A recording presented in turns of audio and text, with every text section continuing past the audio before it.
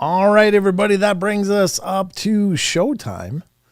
And it's showtime. Welcome, everybody, to the Saturday edition of the Paranormal Portal. I'm your host, Brent Thomas, and I've got 2 full hours of my time to devote to all of you. So what the hell? That's just about as good as it gets. Hi, Kirsten Leah. Good to see you. Karen Alberding, how you doing? Devin, Rachel Gets It Right was the first through the door tonight. Wizard Moon was the second. So it's good to see you guys. Hi, Isaac. Looking through the Ninja Dave's here. How you doing, Ninja Dave? Phil Funk is here. Good to see ya. And I saw Phil join the Discord as well tonight. Or I don't know when he joined, but I saw that you made it. I think it was last night, actually.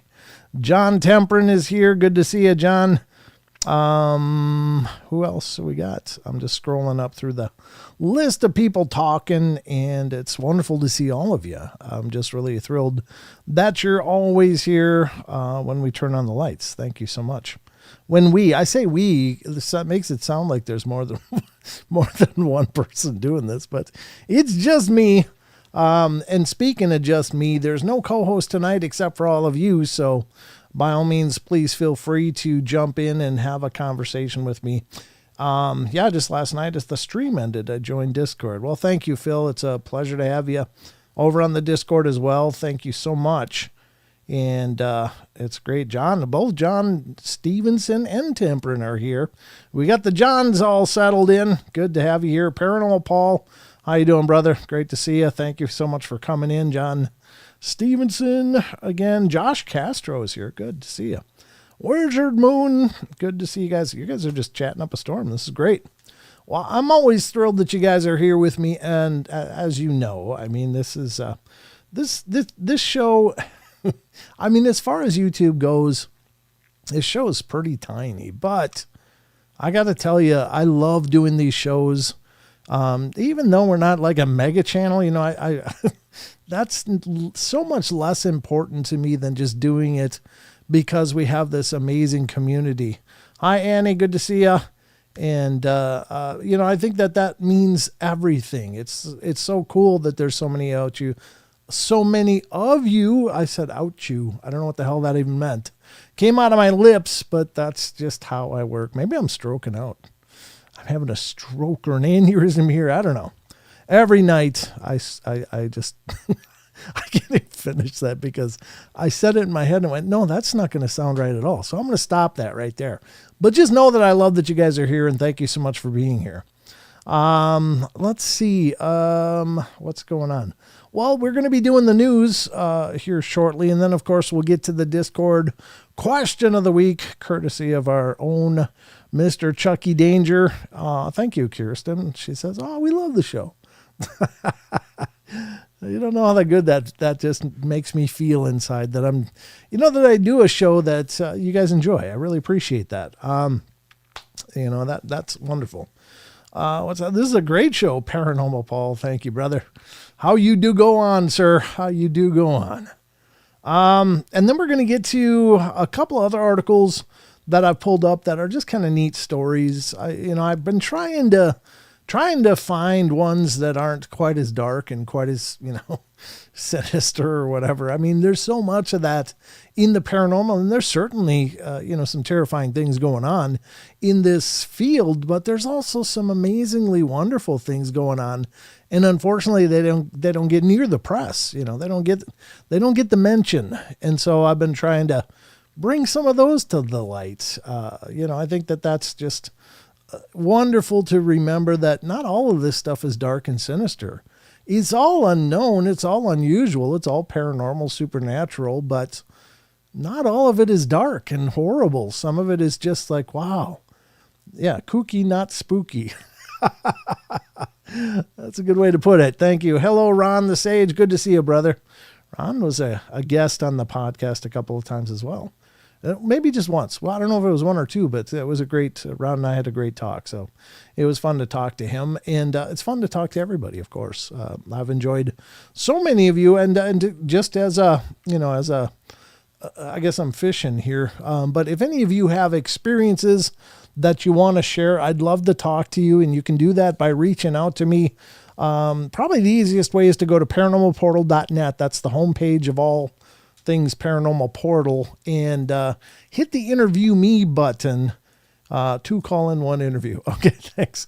Yeah, I know that we talked a few times. I know. I just didn't remember what that format was. Yeah, when we used to have call-ins. But if you hit the interview me button on paranormalportal.net, that'll launch my calendar app, and you can pick from a select days of the week and times of the week that I have slotted for interviews, and sign up for yourself. And it'll email me. It'll put it on my calendar so that it pops up, and of course, I'll see the email come in as well when you schedule it. But I'm happy to talk to any of you guys that have had experiences. Now, oftentimes people say, well, I don't know if what I experience is really interesting enough to, come on a show and be interviewed. But I'm here to tell you, if anything that you've experienced that you can't explain, that you're pretty sure is paranormal, I think it would be fun to talk about. And I've had some amazing discussions with people who are just thinking, well, I don't think what I've been through is really worth talking about, because it's all worth talking about.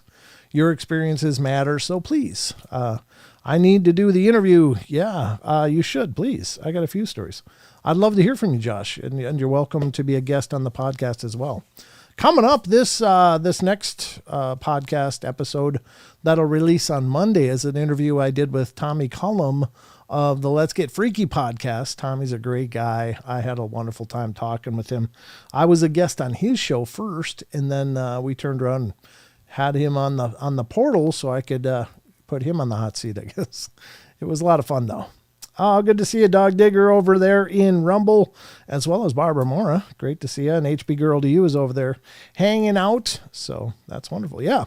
Paranormal Paul was a guest on the live show, which will become a podcast at some point. He was joining me for 2 hours, and we had a great talk. And that'll be ported over to the podcast when I find the time to do it. But it's all on the agenda. That's kind of like, that's one I got tucked away. But if you want to hear that interview, you can certainly check out the replay on YouTube. It's on demand. So you can do that. That is possible. And it's probably on Rumble too, as a matter of fact. So either YouTube or Rumble, you can watch Paranormal Paul and I have a chat. It was just a couple weeks ago. So it was a good time though. Let me think. Am I missing anything? I think that's everything on the front end. Excuse me, I had to cough. But I have more to talk to you about, ladies and gentlemen. And it's, again, this is a promotion. It is a promotion. And I am being compensated by the company to do it. But I need to let you guys know that, and I've said this every time I've done the promotion, but I couldn't be more sincere that I would never promote something on this show or with my voice that I didn't believe in. I think that that it's important to have integrity, not to, quote unquote, sell my soul just for a buck or two. And this is a company that I've been thrilled to be working with. And this is, of course, a company that I've been talking about for several weeks now. And this is a company called Magic Mind. And I'm going to put it up there so you can see it. Let it focus. This is Magic Mind.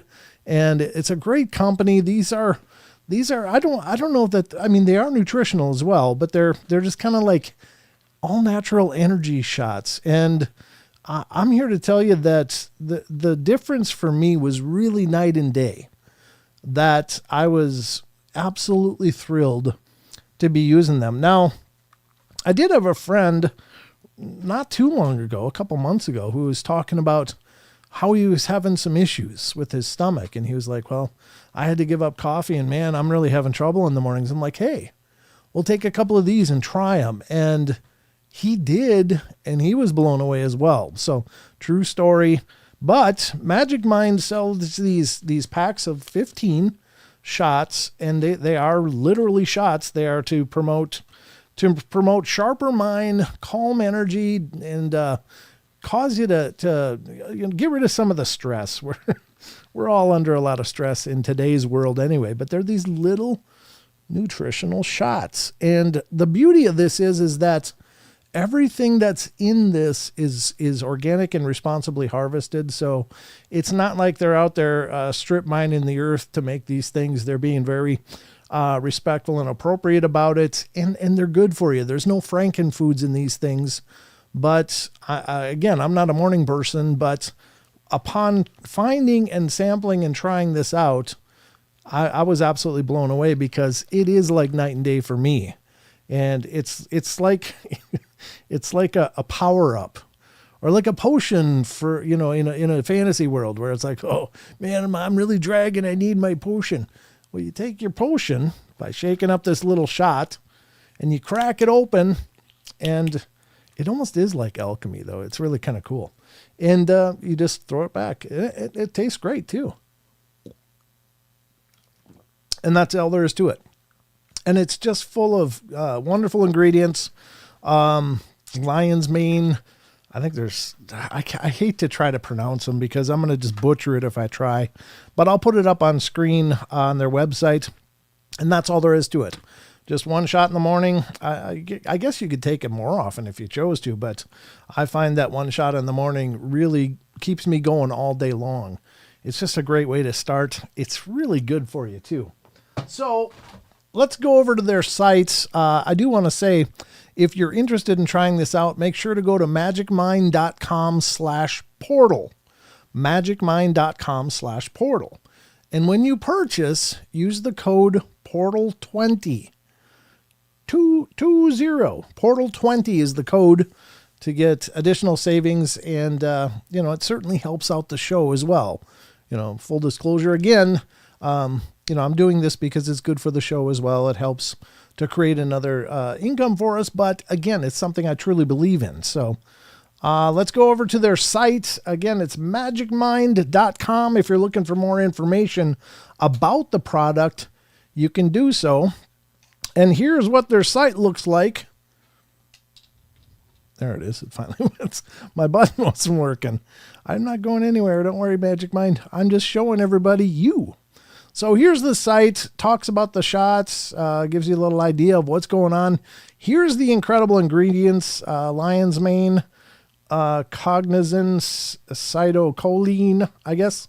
Bacopa monnieri. Again, I'm probably brutalizing these, so please forgive me, but there's lots of mushrooms and rhodiola rosea, ashwagandha, vitamin B complexes in there, vitamin D, vitamin C, L-theanine, turmeric, come on, and even some organic agave for sweet, loving flavor. And it tastes real clean and light. I really enjoy the taste. And this gives you an idea about the nano encapsulation technology. Tells you about the product, what it helps with. And here's some testimonials you can read through if you're looking for, some feedback from actual customers. And then there's frequently asked questions. So what's not to love? Now, again, head over to magicmind.com, magicmind.com/portal, PORTAL. And this is where it helps me out if you order, because you're going to get a good deal anyway, and then use the code PORTAL20, and that'll get you all set. Special thanks to Magic Mind for giving us a shot, letting us represent this product, and I hope you guys will check it out. Please do. Again, it goes a long way to help us out, but it's going to help you out too. I really do believe in this product, so I hope you guys give it a whirl. What the hell, right? Anyway, thank you to the Magic Mind people. All right, there you go. Again, magicmind.com/portal, and the code PORTAL20. 20. So, all right, that's going to wrap it up for the beginning of the show, but we're going to get to the news now, folks. And we got some great stuff coming up, I hope. I got a few articles for the news, and then we're going to get to, hi, Shelly. How you doing? Good to see you. Eric Fry came in. Who else has come in since we last welcomed people in the door? Josh Castro, Karen Alberting. Good to see you, Karen. And I'm just scrolling quick. Okay, that's who's here, at least that I see right now. I will, if as new names pop up, I'll be sure to shout you up. Portal, PORTAL, Do not do a text on me, Josh. Do not pull a text on me. Paul, scold Josh for me, will you? All right. Well, we're going to get to the news and dig into that. Again, I got a few news stories for you. So buckle up. I hope you'll be wildly entertained, informed, and maybe you'll learn something new. So let's check out the news, ladies and gentlemen.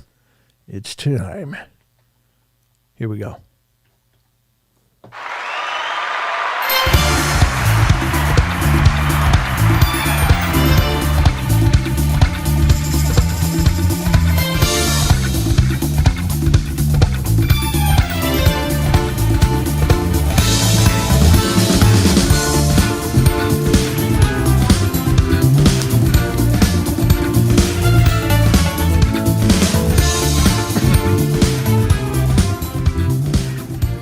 The only news John Stevenson trusts. God bless you, sir. God bless you. All right, ladies and gentlemen, welcome to the Paranormal Portal News Desk. I'll be your anchor, Brent Thomas, as we dive into today's news on this fine Saturday, the 2nd of November. My God, we're in November already. What the hell happened? Well, I don't understand. I mean, I swear to God, just a day or two ago, I was running around in shorts and barefoot. Not really, but that's what it feels like. It just feels like, pow, somebody turned off warm and went right to cold and rainy. It's just so brutal. Oh, God, I wish I was a younger man. Maybe I could be more resilient, but I'm not. I am who I am. That's my Popeye. I don't know. I'm an idiot with a microphone, folks, but you tuned in for this. All right, we are... You're planning for Thanksgiving already, Phil? You are well ahead of the game. I will plan for Thanksgiving probably on Wednesday of that week. That's how well my planning goes. Yeah. Yeah, I know you stole that from text, Josh. I recognized it right away. It's like, oh, no, you didn't. All right. Anyway, we're going to dive into the news. Again, throughout the course of the show, we utilize a lot of different sites. And all I can ask is that you guys try to support these sites, please. Visit them. Give them your traffic. Traffic equals revenue a lot of times for these sites. They're paying for bandwidth, and that's a pretty steep charge if you get a really busy site like these sites are. So help them pay the bills. Go visit them. Check them out. And if you drop a message on their message boards, let them know the portal sent you. Shiver me timbers. There you go, Eric. I appreciate it. Let's dive into this news stuff. All right, the first article is coming from a site that you all know and love by now if you've been here for any time, even just one other show, unless this is your first show. But I am happy to introduce to you a wonderful site that we use many, many times here on the portal. Let me get this out of the way. There we go. And this is a site called unexplained-mysteries.com. I'm absolutely still blown away by this site. They're just so wonderful. They do such an amazing job. And, they're always current, relevant, and the articles are really well put together. So let's check it out. First article, unexplained-mysteries.com from the Archaeology and History Files. I don't even know what this means, but it's absolutely bizarre. I just saw the headline. I'm like, well, we got to talk about that. And you'll see why right now. Because according to unexplained-mysteries.com, scientists bring vampire back from the dead in a matter of speaking. Okay. There she is. I guess she's the vampire. I assume she. It might be a he, I guess. I don't know. Let's see what's going on. Yeah, it's a woman. The face of a woman thought to be a vampire who was buried 400 years ago has been reconstructed by experts. 4 centuries ago, the people of Pien, I don't want to mispronounce that. I think it's Pien, northern Poland, were so terrified that the body of a woman would rise again from her grave that they went to great lengths to ensure that when they buried her in the ground, she was definitely going to stay there. Oof. Sounds like they must have really hacked her apart. When her remains were unearthed by scientists from Nicolaus Copernicus University in Poland back in 2022, they discovered that she had been entombed with a shackle around her foot and an iron sickle placed across her neck. An examination of her remains later indicated that she would have been only around 20 years old when she died, and that she had suffered from a condition that brought about various symptoms, including mental health problems, which may have contributed to the belief that she was a vampire.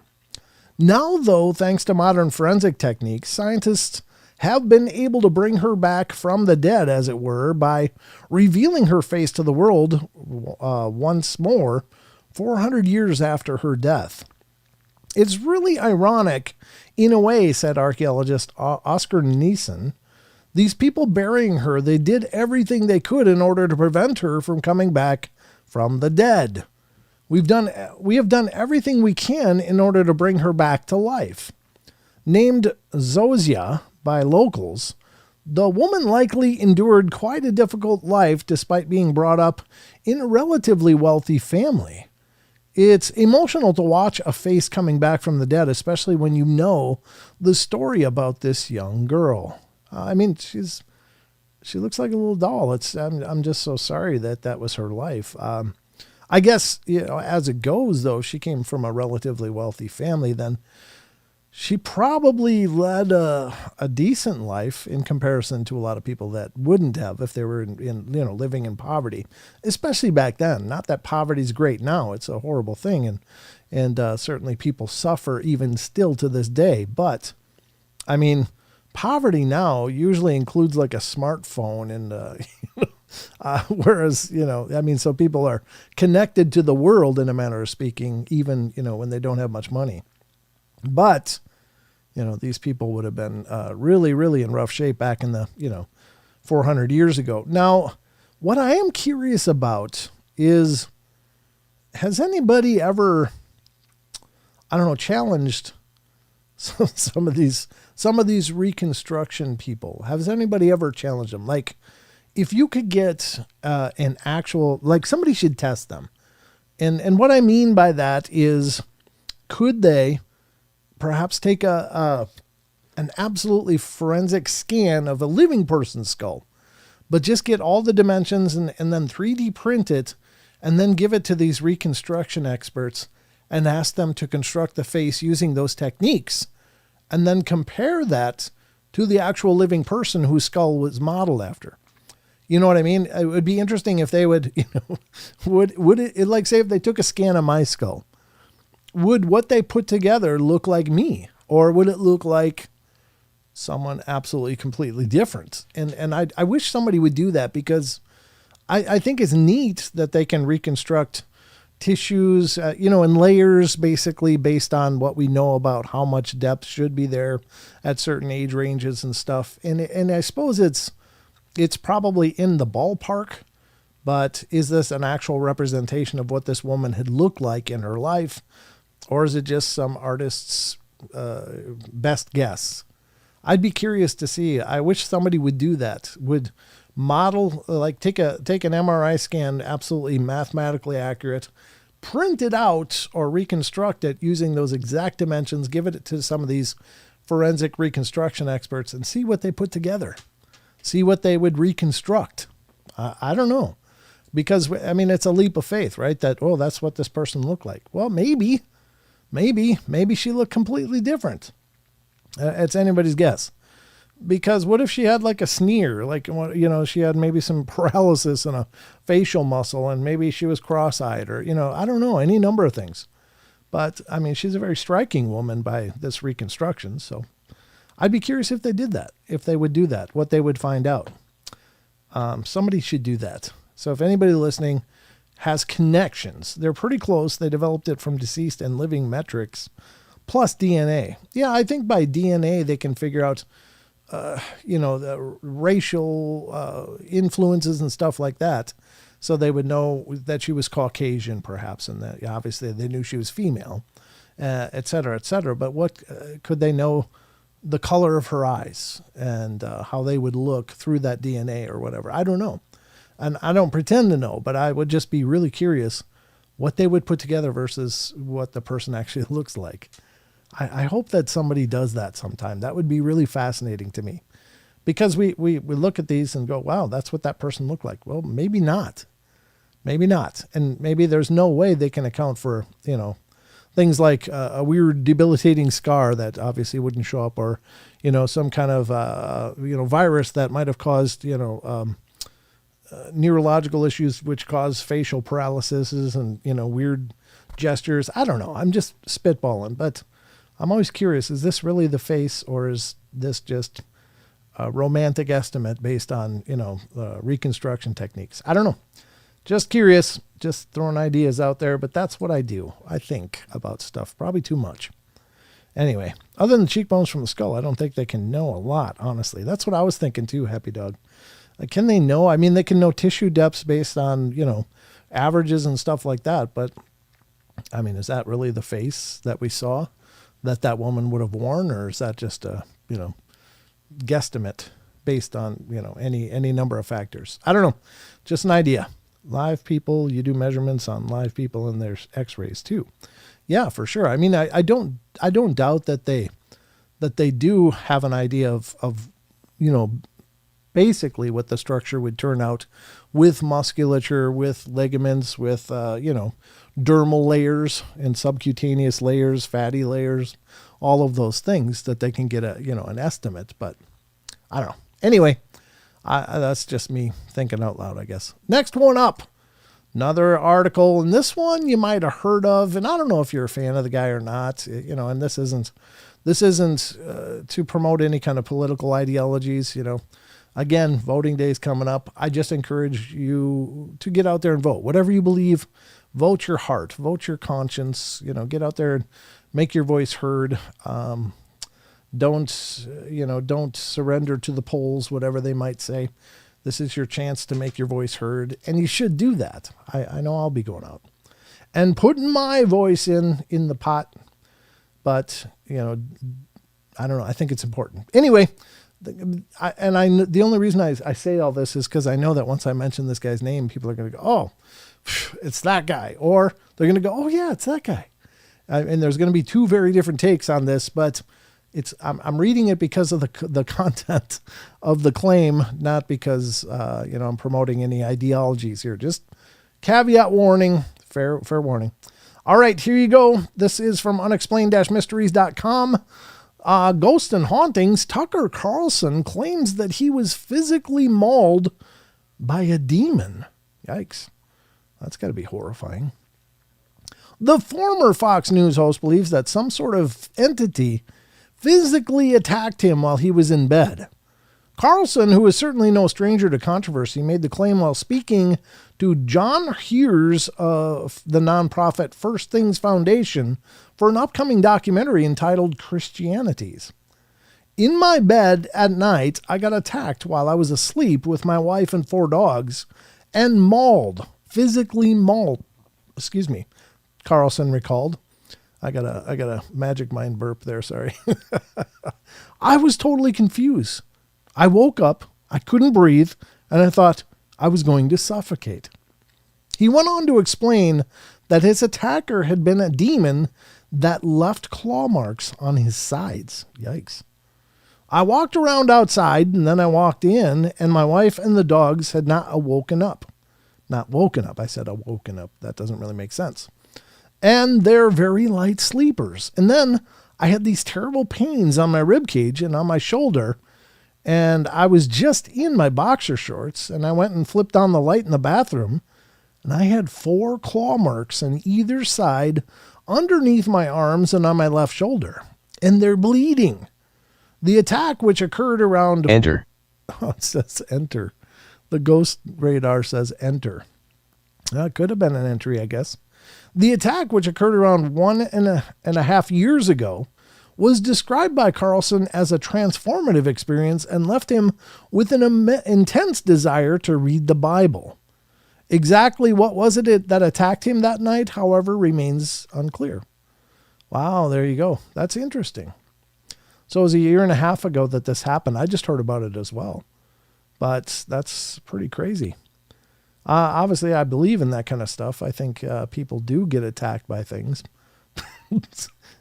Just watch last Wednesday's show. You'll hear my account, and or check out my social media on Facebook. You'll see pictures of some recent scratches I was exposed to. But yeah, this is a little different. I wasn't being gagged, or I wasn't being suffocated. It was just a nuisance kind of thing for me, really. But that's got to be terrifying for him. And I'm glad I'm sure he must have got it sorted out, but that's pretty scary. Pretty scary stuff, folks. But that's the second article up on our News Fest tonight. I think I got one more here. And here it is. Now this one's concerning to me, because I think with this kind of stuff, you got to be really, really careful. Obviously, believe what you will, believe how you will. But this one's kind of concerning. But again, this isn't a political statement. It's just the articles that are coming up that I have to work with. And so I guess we'll read this one. All right. And it's Saturday, so I don't have a lot to pick from. We've gone through most of the other paranormally ones before this. So this one is also from unexplained-mysteries.com. And it is, witches are reportedly trying to use spells to influence the U.S. election. Now, I don't know why, first of all, that they would try to influence things that way.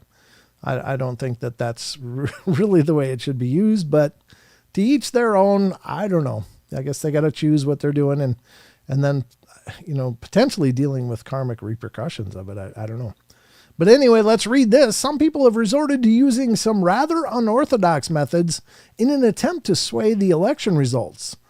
With the U.S. election just a week away now, both sides are working hard to sway over voters, whether that be through holding rallies, launching advertising campaigns, or just giving interviews. But others, meanwhile, have been attempting to employ rather unusual tactics. It's perhaps no secret that witchcraft has been gaining in popularity in the United States in recent years, with many thousands of people across the country describing themselves as practicing witches. Incredibly, many of these have actually been trying to influence politics through spells, hexes, and other occult means, something that has been likely going on for decades, probably a lot longer than that. I think that's fair enough to say there's probably been a lot more than that. In recent weeks, for instance, a group of some 100 witches with tens of thousands of followers has reportedly been gathering online to cast spells and hexes designed to stop Donald Trump from returning to the White House. Similar efforts have been occurring for years, but there have also been reports of traditional spells and incantations proving ineffective against the 78-year-old. He has a shield, a flimsy one, of course, but a shield nonetheless. And I'm trying to figure out a way to create spells that can bypass that, but it's difficult. One witch wrote, according to ABC News, "I hate to say this, but don't do magic against him," said another. "He has a form of protection surrounding him that feeds off of magic done against him. You will have better results if you focus your magic on helping his opponent or protecting yourself and others." Whether or not you happen to believe that witchcraft is even a real thing, such beliefs continue to endure, and it seems that they are only becoming more popular as time goes on. It remains very likely, however, that spells and hexes are going to win or lose next week's vote. I don't think that's probably the way it should be used, but I think that approach is probably as old as time.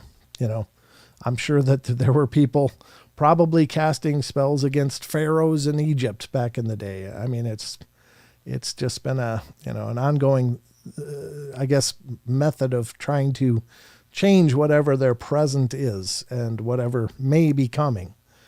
I don't know. I don't think that that's right, though, because I mean, it's basically an election is a will of a population, and let the people speak, let them decide. That's what it's all about. But that's my opinion. Again, do as you will, and think what you will. I don't really ever mean to influence people's choices on what they think about this stuff. But I'm just bringing you the news. And what time do we got? 7:40.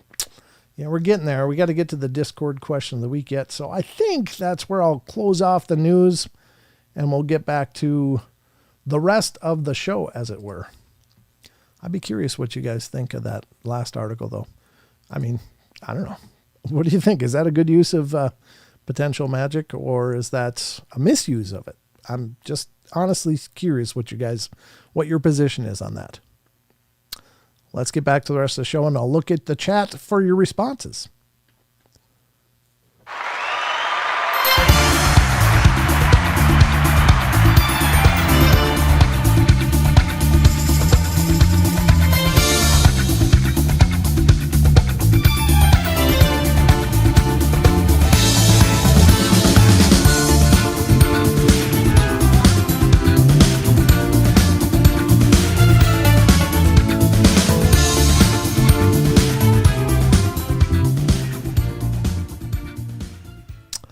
All right, there we go, folks. We are back at it here. I'm just looking at the chat. Shelly says, wait, who said it? Wait, there was something else that I missed something. Something happened. It scrolled a little bit. Happy Dog Lady said they need to focus their magic on making the voting legit. Results, just saying. Yeah, there is that. History does repeat itself to some extent. Nothing new under the sun. Devin says, yep. John Temperance says, simply spellbinding. Nathan Nate is back. Good to see ya. If they're going to do it at all, that is, yeah. Okay, that's about Deb. All right, I'm just looking for any other feedback about that. Same here, Phil Funk. If people can pray, then why not others use spells? Good point. That's a great point. Certainly. Stupid use of magic. Use it for something it might actually work on. There's that. Well said. Good point. Let's see. Spells really are prayer. Happy Dog Lady says, just another way to send out energy. I feel it's a misuse in my opinion, Josh Castro says. Okay. Hi, Talowich. Good to see you. Good to see you. Thanks for coming in.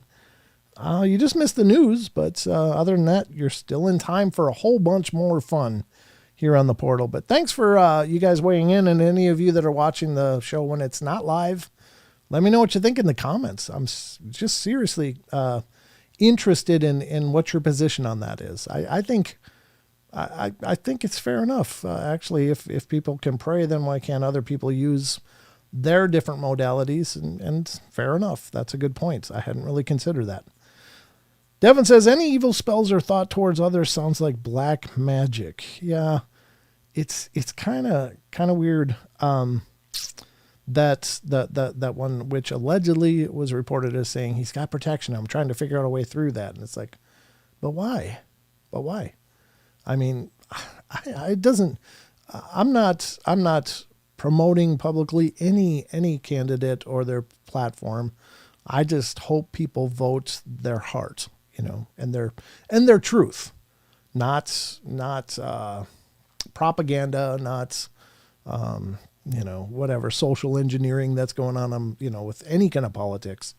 Those are always huge, and it's just the mudslinging mess that it's always been. And I just hope people are, voting their conscience, essentially. So anyway, we got a lot more to get to, and I realize I didn't do it before the show, so I got to do it now, but I gotta open up Discord, because it's time, ladies and gentlemen, for us to dive into Discord. And I got to launch it. So you might get a lag spike. I don't know. No, it looks like it launched pretty painlessly. Hopefully. I got to drag this window over, because it's got to be over on the right screen so I can share it with you guys. Anyway, I guess I'm going to just play it on here, because I'm not really hearing from... Let me just look quick. Okay. Oh, okay. I don't know. I'm not seeing the request. Oh, John T. Accept DM. Of course. I see you messaged me, John. Okay. Thank you for that. I appreciate that. let's see. Where is my? Where I'm just lost here. I'm kind of just lost. I got so much going on my screen. But anyway, I think we're back here. Misuse. Sometimes we have to trust the process. Fair enough, Barbara. That's a good feedback as well. Yep. Hi, Paranormal Paul. Oh, PG saying hi to Paranormal Paul. How you doing? How you doing, PG? I'm here too. I'm just kidding. I'm just teasing. I just love the fact that you guys have this incredible community. I think that's great that you guys know each other and you communicate and there's this whole social event with every show. I'm very, very humbled by that. Okay, I've got the Discord open. Maybe I'll just play who the winners are because I only got one response so far, but let me do this. I'm going to put this up. It is time, ladies and gentlemen, for the Discord question of the week. And we should do that.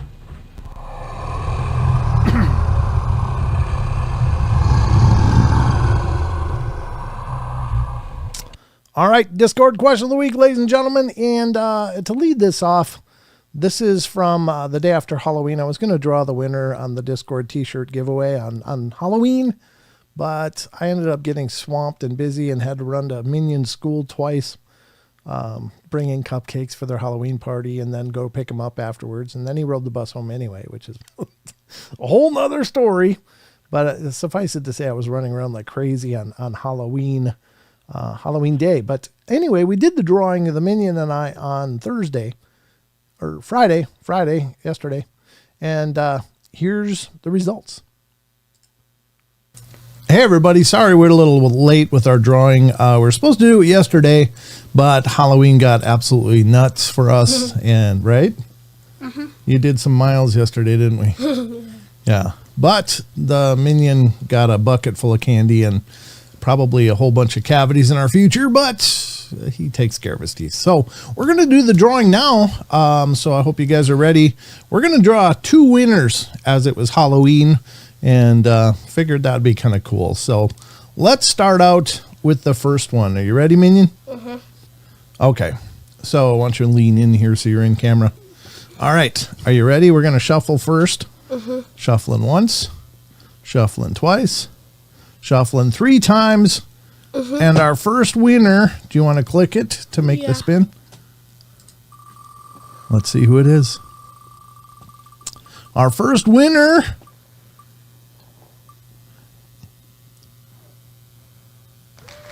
John T. Congratulations. Okay. But fret not, folks, because we're going to do 2 drawings. And so I'm going to... All right, here comes the shuffle number 1, mm-hmm. Shuffle number 2, and shuffle number 3 for our second winner. All right, get into the camera so they can see you, Minion. Mm-hmm. And Minion is clicking.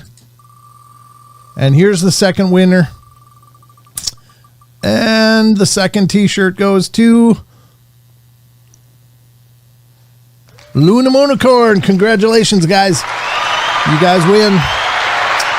That is our Discord t-shirt giveaways for Halloween. Sorry, it's a day late, but love you guys, mean it. So there you go.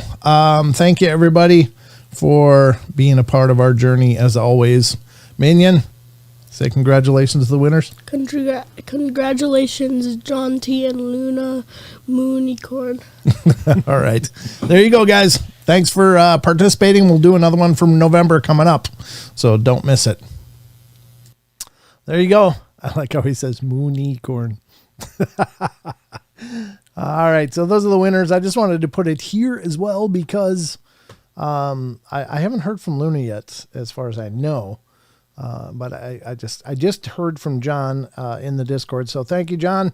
And I'll get that out to you. I got to put together the 3 winners from YouTube members and the 2 now from Discord. So, but I'm waiting to hear from Luna, and then I'll send them out, hopefully in one bunch if I can, because, there you have it. So congratulations to the winners, but this is our Discord server, ladies and gentlemen, and it is free for anybody to join. And if one of the mods could put a link in the chat, I would appreciate it. But it's absolutely there. And if you like the chat on our live shows, you're going to love the Discord because it's a lot of the same people having conversations throughout the week, even when we're not live. So there's a lot going on here. There's lots of different threads. Using Discord is a little bit unusual at first, but once you figure it out, it's like stupid easy. It's just that you got to figure out how to do things. Generally speaking, I always use my mouse wheel because that's easy for scrolling and stuff. But if you're new, once you join, you'll be in general. This is the general chat. Barbara posted something just in time for the lovely, I don't know what this is. I'll have to look at that later. But Barbara posted something in here. But you want to go up to Discord tutorial if you're not really sure what you're doing. Sheldon has posted a few tutorial videos to kind of walk you through how to use Discord. But essentially, you just click over here. These are the topic lists. We've got the giveaways, of course. That's when we do the monthly giveaways of t-shirts. And we got the Discord tutorial question of the week is what we're going to be coming to here. The general is where you'll be right every time you come in the door, I think initially. Maybe not repeatedly. It might pick up wherever you left off. But episode discussion, sometimes people post stuff about what we're talking about on the live shows, maybe more information or whatever. There's a Bigfoot thread, a Dogman thread, a Ghosts thread, UFOs. And when you're in these threads, you just scroll up. You just move your mouse over from here to here and use the scroll wheel and click on things that you find interesting. And that's how you navigate it. There's extraterrestrial encounters, cryptids, and then there's music as well, which is cool because a lot of you guys are posting some really cool music on here, which I think is really fun. There's something Not Too Haunted did with Oscar the Grouch there. That's kind of cool. Strange Phenomena, Paranormal Library, where people are recommending books and stuff that they've read or other literary things going on with the paranormal world. Paranormal Movies, which is cool. And you can check out recommendations from our community members. Then there's Paranormal Art Gallery, where people post art that they've done. And Grizzly Stitch is right behind me, behind the moon, actually, right over my shoulder. He's peeking over the moon. That was sent to us, of course, by Sinfully Wicked, which is wonderful. And she sent a doily as well, which is really pretty. She did a great job. And Paranormal Humor, which is always a great thing. So no trespassing, attack ghost on premises. I should get one of those signs. That's awesome. And then Paranormal Kitchen, where people are posting recipes and stuff that look really creepy and horrible, which are awesome. So the sweet inky soup made from toasted black sesame seeds. Yeah, that looks like you want to brush your teeth right after dinner. But anyway, there you go. But we're working on the question of the week today, and this has been hosted by Chucky Danger, who's been a marvelous help to me in doing this and in coming up with questions to ask our Discord community. And basically, we ask a question to you, any of our Discord members, and we hope that you'll weigh in with your ideas. Again, there's no right or wrong answers with any of this stuff because we just don't know what the hell's going on. And no matter if anybody says they know exactly what's going on, they're not being absolutely honest. They might think they know, they might have ideas, and that's fair enough.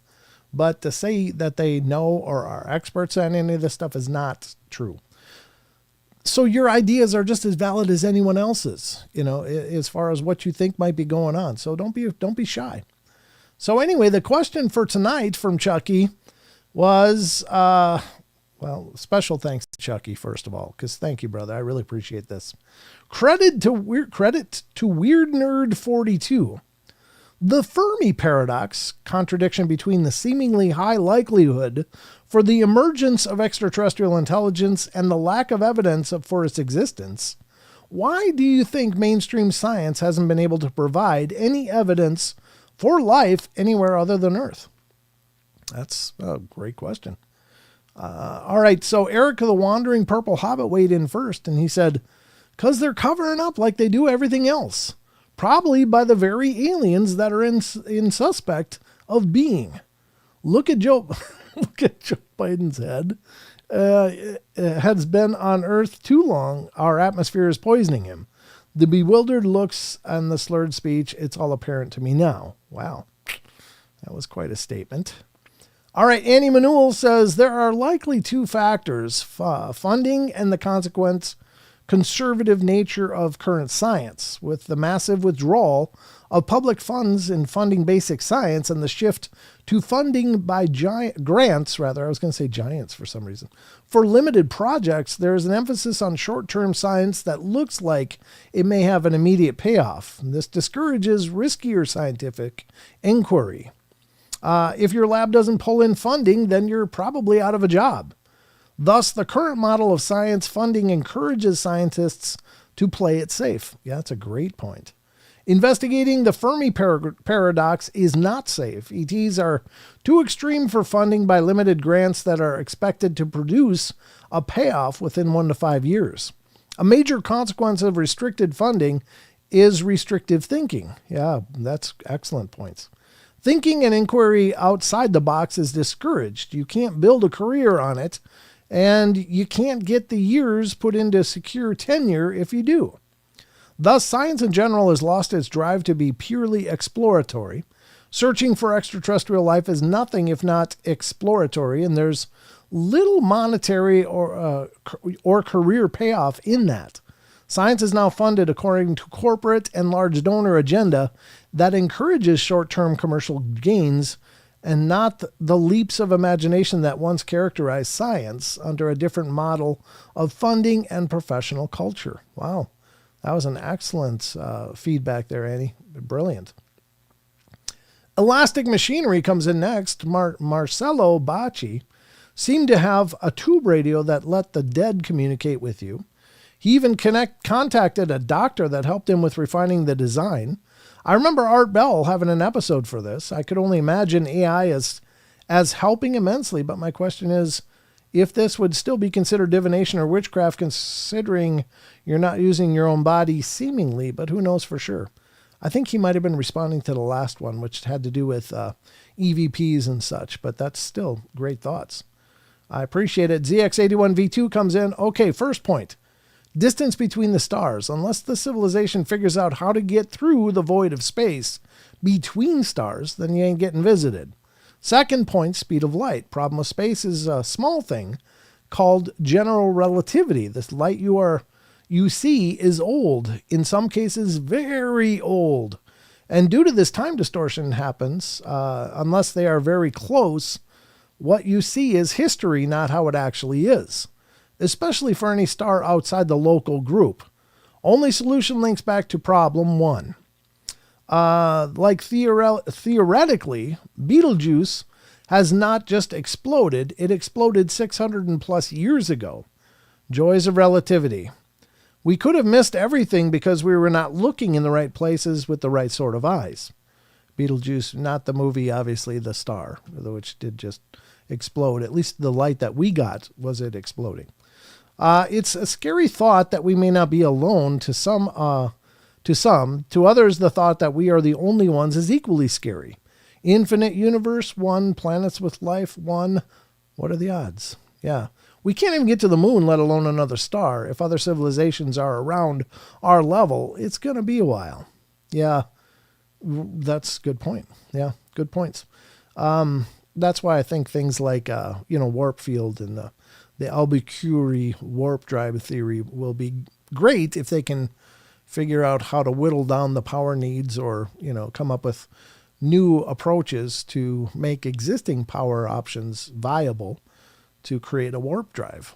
And a warp field is the idea that you basically encapsulate a craft in a space-time moment. And then you can propel that craft by both expanding space behind and contracting it in front. So basically, it's kind of, oddly enough, like at the beginning of Star Trek: The Next Generation, or one of them. Maybe it was one of the Star Treks, where basically you're seeing at the very intro of the show, you see that the craft kind of like stretch out as if it's going into an infinite point, and then the back end comes. And that would be probably what watching a warp field craft take off would look like. It would look like it was just stretching out because, It would just, I don't know. I don't know for sure, but that's what I assume. So essentially by being encapsulated in the space-time moment, this bubble of relativity, you wouldn't be exposed, even though you were moving at much higher than light speeds. The whole relativity and time issue would be moot because you're locked in a relativity moment in conjunction with wherever you started. So it doesn't affect what's going on inside, just, the fact that you're moving through space. But anyway, it's kind of a mind melt once you start digging into it, but it's a curiosity for sure. Cryptic Chaos comes in next and said they can prove it, but won't release it. I'm pretty sure they have had evidence forever ago, but the media would have to get approval first, and if it's denied, then that's that. Anyone willing to go rogue would immediately be stopped. Yeah. Well, I'm sure, especially if it's been covered up in top secret or black projects or whatever, then they just have to say national security. And people lose their freedom. They get locked up. They get thrown away if they, try to come out. So next up is inner underbelly. The answer is because nobody wants to be unalived or wind up jumping out of your hotel window to your demise because George Knapp wants a new boat. That's just the facts. Look into it. Huh. I'm not sure exactly all the implications that are being made there, but it's possible. And that inner underbelly comes back in. In an infinite universe, an instant of us means there just is others out there. That's what it means, doesn't it? Also, I think it's important to say that quantum physics doesn't give a dang doodle about how far away Michael Keaton is. Can't be bothered with the space between things. Sure, well, when you look at quantum entanglement, if it was possible to somehow access a quantum field, and maybe that's going to be synonymous with warp fields. I don't know. I have no idea. This is science way beyond my understanding, so I don't know. Weird Nerd 42, damn good answer in terms of Annie's response. I'll have to think about it and research on this. Thank you for sharing. Weird Nerd 42 also comes in comment to ZX81V2. This is something I have not considered yet. Thank you. I will have to think on this route. Any response to Cryptic Chaos? I used to believe this. Perhaps you're right. I kind of wish it were so. Then all we need is a brave person to come forward and we could all see what actual extraterrestrial life is like, or if the man ever decides to let us know. Yeah. Annie Manuel, you're welcome. Smiley face. Plainendo comes in next and says it would be an open confession to not knowing. Even if they wanted to, they just can't because average Joe and Jane almost religiously believe the narrative. Yeah, I don't know. I'll comment on the end. Devin says, I think that there is that it's more either the government doesn't want us to know or the ETs telling the government that we aren't ready to know. The powers that be do know because little by little things are being released in the media, but most couldn't handle the reality of other civilizations / dimensions existing all around us if it were put in blatant view of the masses. It would shatter the paradigms and cause upheaval or even worship of the entities, which the government wouldn't want to happen either, since the government wants us to look to them for everything. The CE5 tests by Dr. Greer would be a great way to test the theory out. Fair enough.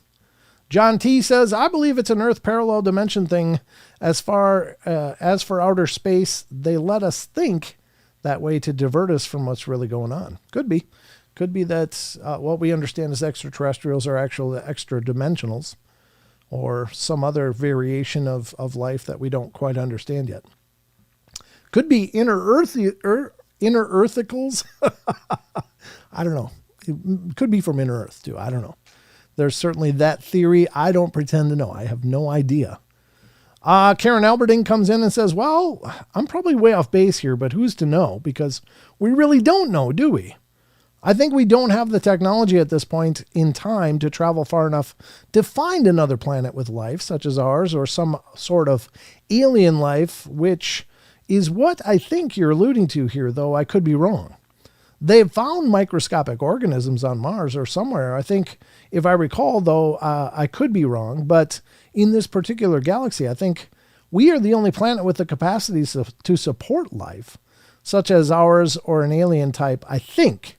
So we would have to travel outside our galaxy, which we are basically the Neanderthal of space travel, probably since it was in the 69 when our first lander on the moon, which in astronomical time is about an hour, if that ago. So we are nowhere near ready to travel that far. I don't think it's a government cover-up, other than the fact that they probably know there are other people from our other universes here.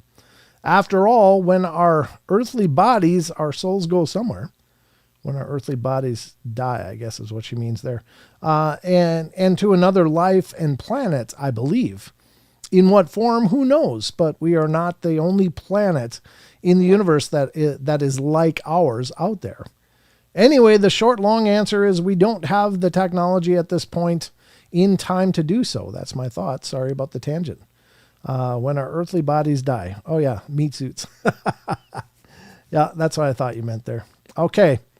Eyes comes in and says, simply put, I don't think world governments want us to know yet, though, seeing as they seem to be eager or open about these craft not being human-made in nature. I doubt at this point it would hold much sway over earthly affairs.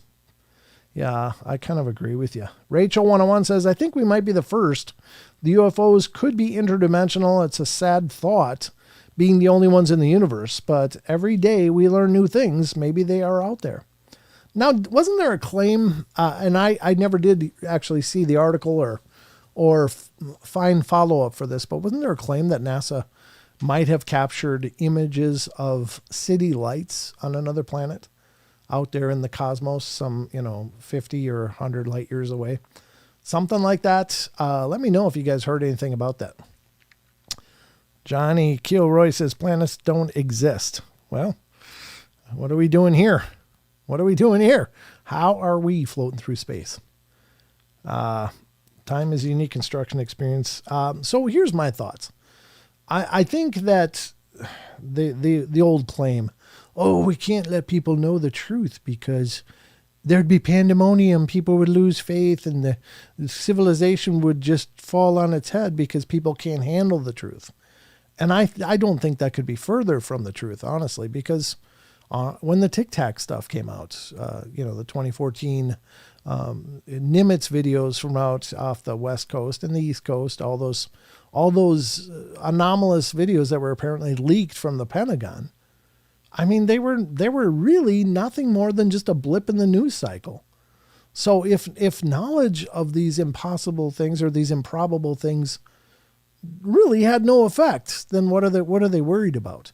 I think that's just an excuse. I think that's just an excuse to hang on to the knowledge. It's like, well, people aren't ready for this truth. It's like, really, why not? There's so many people that believe that we're not alone anyway out there. And like I said, when the Tic Tac videos came out, it was just like, oh, yeah, I thought so. I mean, that was literally mostly the reaction. Some people are like, whoa.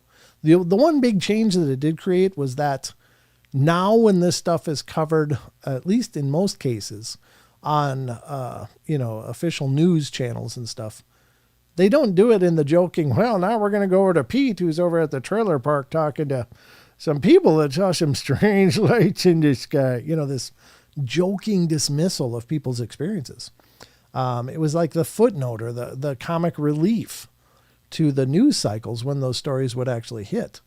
And now they're at least handling it with a little more seriousness. I'm not sure that they're all actually on board, but at least they're not, making people look stupid as much. So anyway, great feedback, guys, on this one. I'm really impressed. I think you guys did a phenomenal job. So thank you to everybody that took the time to weigh in on this. And again, these questions are posted every week. So if you're not already on the Discord, join the Discord. Feel free to participate in these discussions. because I think they're marvelous. I love where you guys come from with this stuff. You guys did amazing. Every time you guys are doing amazing. So, what's Lars? How you doing, Lars? We haven't seen you forever. Good to see you, brother. Glad to have you back. Brent, I posted a link to the other article about the lights from other planets. Did you post it in the episode discussion thread? I kind of would like to see that one. Let's see. No, it's not here. Where'd you post it? Let's see. Oh, Captain Gray 2000 just came in the door. Thank you for joining up, Captain Gray. It's great to have you here. I appreciate you becoming a part of it. Did you? Oh, you mean you posted it? Link to the other article. Oh, at Paranormal Portal. Where did you post it, Rachel? I'm not seeing it, Rachel. I don't know. Is it in the UFOs? Maybe. Let's look. Nope. Not there. Yeah, if you can let me know, I'd appreciate that. If you could put it in the episode's discussion, that'd be great. I'll just minimize this for now, and we'll continue on. What was it doing stationary off the ground next to railroad tracks? I don't know what you guys are talking about there. Shelly, I see you talking. Biometric sphere, still trying to understand that one. Oh, you posted it in here. Okay. I see it now, Rachel. I see it now. I suppose I could just click the link. Let me do this. Let me copy the link. Can I copy current address? Let's see if I can open this in the Brave browser, which I love the Brave browser, by the way. If you haven't already used it, check it out. Nope, that did not work. It gave me the Restream chat link. Can I do this? Maybe I can. Oh my God. Let's do this. All right, let me do this. Damn it. Kind of did it wrong. Shoot. There we go.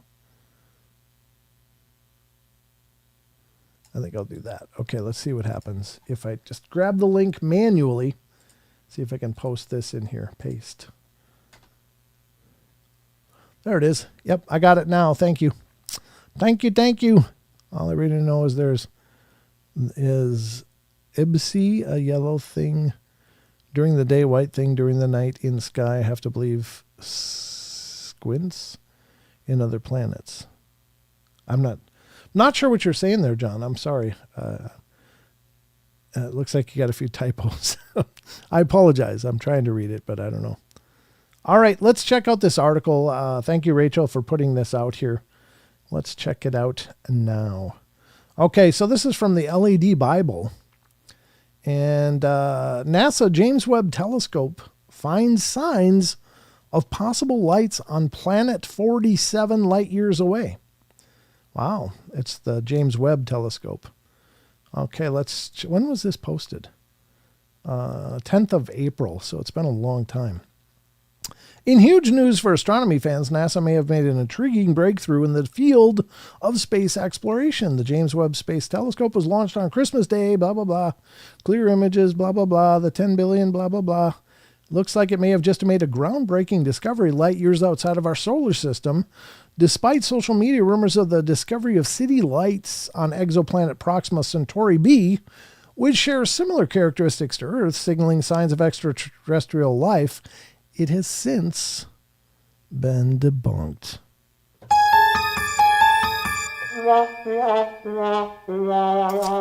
No! It turns out the discovery is something just as interesting. In a statement released on the website, it was announced that the telescope may have just found aurorae appearing as lights on what is known as a brown dwarf. Affectionately named brown dwarf W1935. What a romantic name. What the hell's wrong with them? The object is bigger than Jupiter, but no bigger than the sun. It is cold, lacks a host star, meaning there's no clear source of energy in the upper atmosphere. While it is speculated that methane emissions are behind the object emitting an aurorae. Basically, an aurora on Earth is created when energetic particles that make their way into space from the sun are captured by our planet's magnetic field. Okay, so they're blaming it on an aurora borealis or something of that sort. All right, maybe from methane. Maybe they got too many cows. Sorry, just thought I'd throw that out there.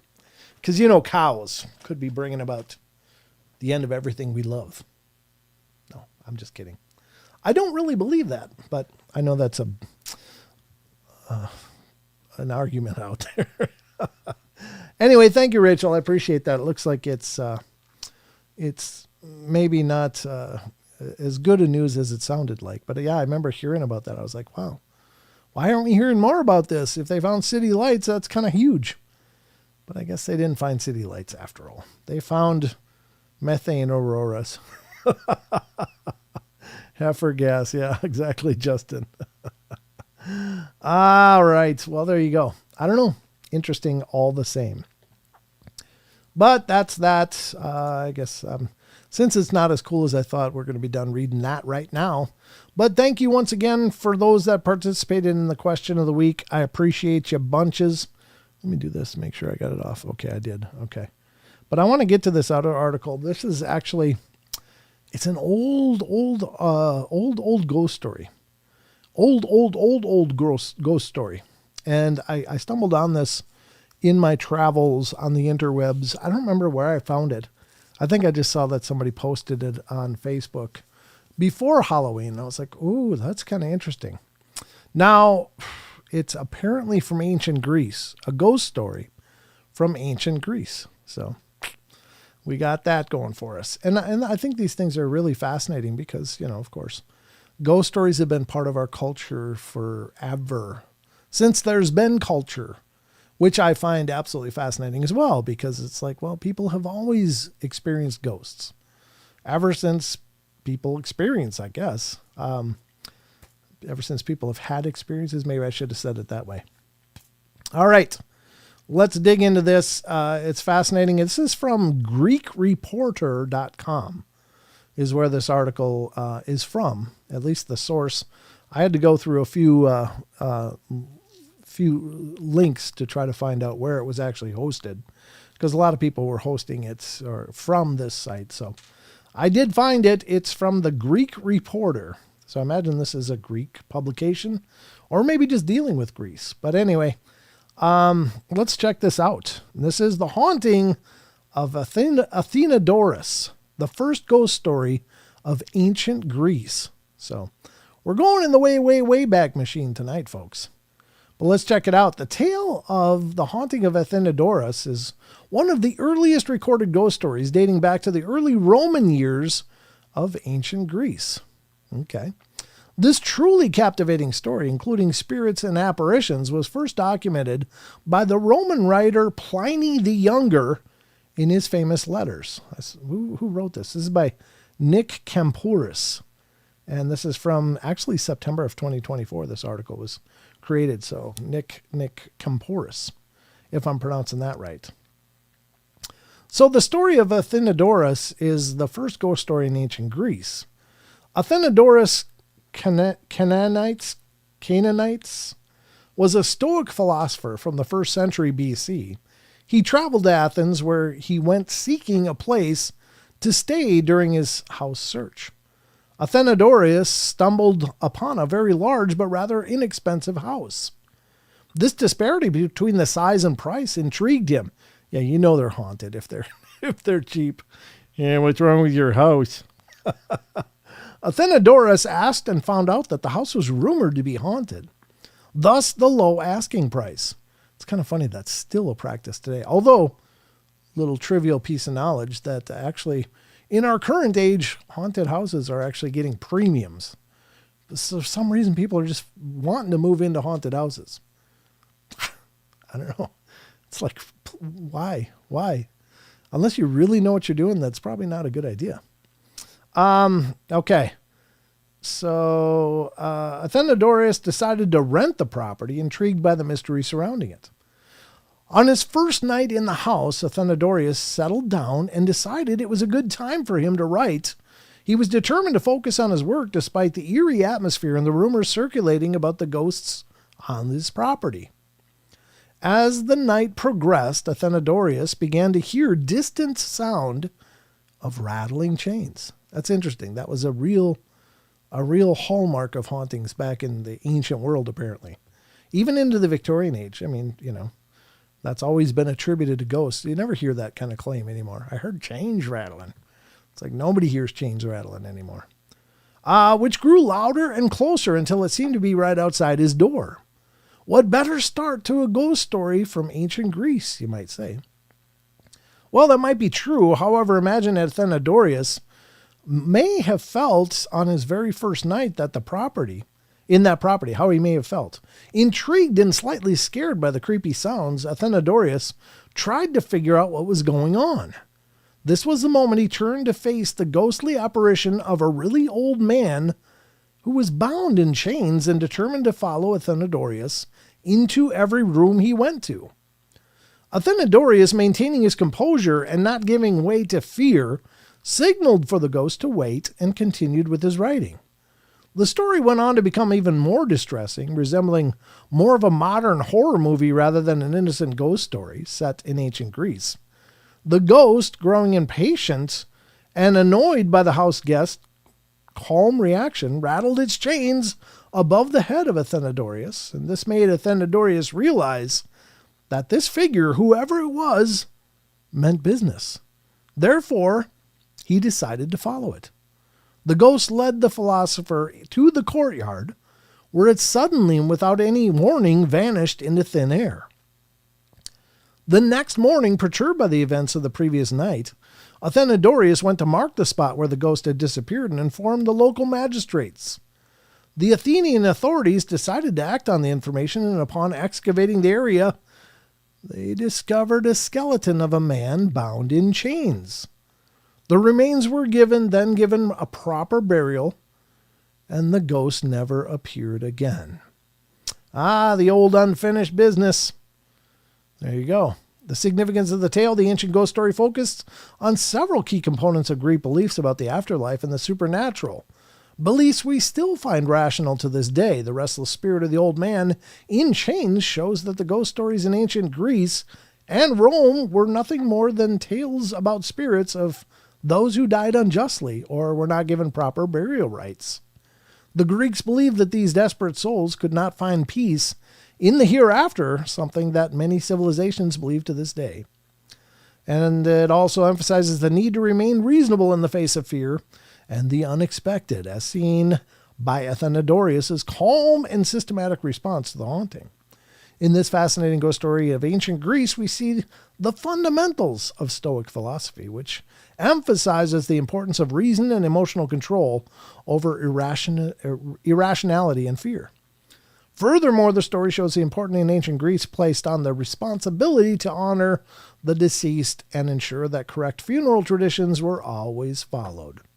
By properly burying the skeleton, Athenodorus and the magistrates finally put the restless soul to rest, effectively ending the haunting. Sure, it's the whole unfinished business story, It's a hallmark, staple story into maybe why there's a haunting to begin with. Maybe somebody did meet a bad end and they just want that closure. They want maybe their families, their loved ones to have that closure, whatever. So interesting story all the same. Is it true? I don't know. Pliny the Younger's, I guess, the only one that knows if that was an actual claim or was that just a fable? Maybe. But I don't know. Who has a name like Pliny the Younger? Where's Pliny the Older? I don't know where he went. He's taking a nap or something. I don't know. Names were interesting back then, weren't they? Pliny the Younger. Well, there you go. Chains and rattling would be more fitting to the times back then. Haunting update with the times seems like it to me anyway. Fair enough, Josh. Fair enough. That's a good point. Maybe we don't usually bury our deceased in chains. So maybe they wouldn't drag chains around with them if they were unrested. Maybe that was just maybe it was a key feature, like, hey, I was bound in chains and then they threw me in the dirt and buried me alive. Well, Yeah, that could suck a lot. But whatever the case. So maybe it was just representing, look, I was chained up. That's why I got these chains still. I'm not at rest. I'm not over this. So sad story though, if that's the case. The house I grew up in was haunted. AF. Peachy. AF, what's that? No, I'm just kidding. Don't say it. I told the guy whose family bought it from us in 1980 that if I bought it back, I'd burn it to the ground. He didn't disagree, said it was a terrible haunting. Wow. That's crazy. Again, any of you guys got stories like that, you're welcome to be a guest on my podcast. You can tell your stories. I'd love to interview you. Just go over to paranormalportal.net and click the interview me button. I'm always looking for experiencers that want to share their experiences. It's always wonderful. So, at any rate, very interesting stories. That's an old story, though. I thought that was kind of cool. We don't usually get any ghost stories from ancient Greece. So, that's the first I think I've ever found. And I stumbled on it stupidly. So, but we got to it, and there you have it. Living the stories caused me PTSD. Sure. I understand. All of this stuff is pretty hardcore in a lot of cases because we're being presented with things we just aren't sure how to process. This isn't normal human experience, even though it may not be as abnormal as people think, because most people don't talk about their stories. So, when it happens to us, it's like, what the hell? Really? And you got to figure out what to do with it and how to get back to your life and handle your life. So thank God it didn't follow me. Yeah, no kidding. That's the tough part. Living the stories caused me PTSD. Yeah. That's the hard part about it. But I think that talking about those stories is a good way to start working through it. And I'm not trying to sell anybody on the idea of being a guest on the show. If it's not your thing, don't. You can email me your story if you'd rather not be interviewed. I do every once in a while do listener stories where I narrate them and tell people stories for them. If you don't want to be interviewed, that's a little too intimidating, send me an email, paranormalportalradio@gmail.com. I'll narrate your story and put it on a podcast episode with others when I have enough. I haven't gotten people's personal stories for a long time, though. Used to get a bunch, but I don't get them as much anymore. What's Johnny Kilroy saying? Female voice always really quick when I wasn't expecting it. Couldn't figure a word she said. Oh, wow. Yeah, that's crazy. Thank you, Josh. Thank you very much. Yeah, how are you feeling about the movie? I don't know. Okay, well, let's, I guess, go to the cryptids because it's already 8:27. My God. Where does the time go, folks? That's what I'm wondering. I have a couple stories here that I wanted to read, but I think I'll save them. I'll save them for next week. I'll just read, well, we'll see. I might end with them if we get done with a couple of cryptid stories. I do like to include cryptid stories here on the show because we try to cover everything. Yes, Dogman. I don't know if I have any Dogman stories tonight, but I got one about a tall, fluorescent, green, transparent creature that was witnessed by a police officer. Another one about a shape-shifting goblin from Argentina. And then another one, it's actually a werewolf-like creature, but it's from Philippines.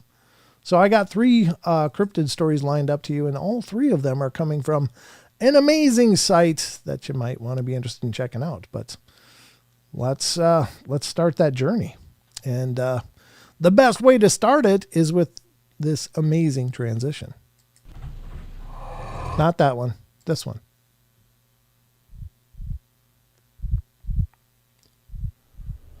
Oh, that's right. The clocks go back, don't they?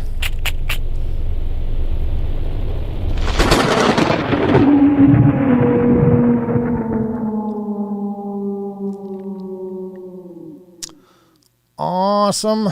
Awesome. Awesome. Special thanks to Grateful Owl for that wonderful transition. All right. So we're going to dive into the cryptids and creatures now in the cryptid corner here of the show. And all three of these stories that I mentioned to you are coming from phantomsandmonsters.com. And again, please check out this site. Lon is a dear friend of the show. He's been at this for decades. He's literally a pillar in this community and has been for so long. He's been on television shows. He's got his own podcast called Phantoms and Monsters Radio. And you can find that on YouTube as well. Lon does live streams, and you can hear him covering some of the stuff on his site. Did you just do that 3 clicks? I don't know. I might have. I don't know. I sometimes do happy clicks. Like, did it sound like this? That's me clicking with my mouse. Yeah. 1 hour. One more hour of live stream. That doesn't happen until 2 a.m. here. So, no offense, Phil. I'm glad that you'd like me to stick around and continue going. But I just can't always do it. I'm running on fumes today anyway, but I still am thrilled to be here. Don't get me wrong. All right, so let's get to this one. This is phantomsandmonsters.com. First story, 8-foot tall, fluorescent green, transparent humanoid. I think they made translucent, not really transparent, because transparent would be like glass. You wouldn't really see it. You might have a prismatic effect, but translucent lets light through. It's encountered by police officer. But anyway, let's check it out. Hold on, I got a cough.